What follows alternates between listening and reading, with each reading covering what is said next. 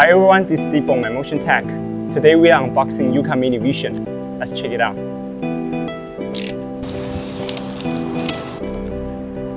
This is our quick start guide. This is the charging station plate. It also comes with a user manual.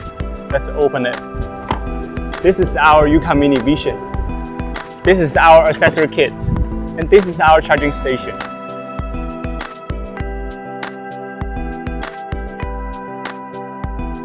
Let's check out what's in the accessory kit box. This is the brush, screwdriver, extra security kit, marker, power supply, and the stay kit. And then we will assemble the charging station. Now let's install the charging station for Yuka Mini Vision.